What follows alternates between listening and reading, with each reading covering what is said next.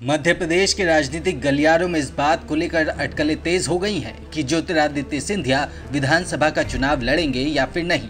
मार्च 2020 में कांग्रेस से भाजपा में आए केंद्रीय मंत्री ज्योतिरादित्य सिंधिया ग्वालियर चंबल संभाग में पार्टी के बड़े नेता हैं।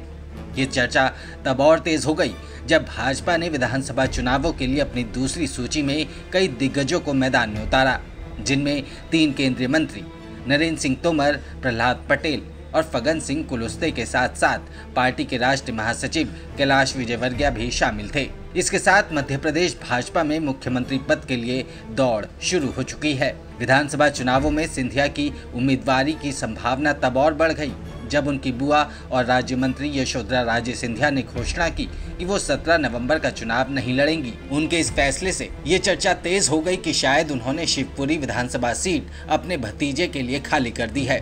खास बात यह है कि भाजपा ने अभी तक शिवपुरी से अपना उम्मीदवार घोषित नहीं किया है। राजनीति के जानकारों के अनुसार ये देखते हुए कि सिंधिया के समर्थक हमेशा उन्हें मध्य प्रदेश के अगले मुख्यमंत्री के रूप में पेश करना चाहते हैं, इस बात की प्रबल संभावना है कि वो चुनाव लड़ेंगे। राजनीतिक जानकारों का कहना है कि अगर भाजपा सत्ता बरकरार रखती है तो चुनाव जीतने वाले सभी दिग्गज सीएम पद के लिए खुद को आगे बढ़ाएंगे।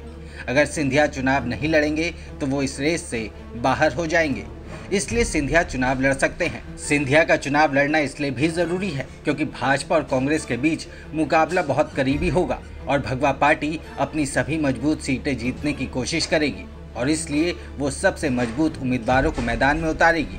सिंधिया को उम्मीदवार के रूप में मैदान में उतारना भाजपा की 2 दिग्गज कांग्रेस नेताओं यानी कि कमलनाथ और दिग्विजय सिंह के नेतृत्व वाले विपक्ष की रणनीति का मुकाबला करने के लिए उन्हें सामने लाने की योजना भी हो सकती है।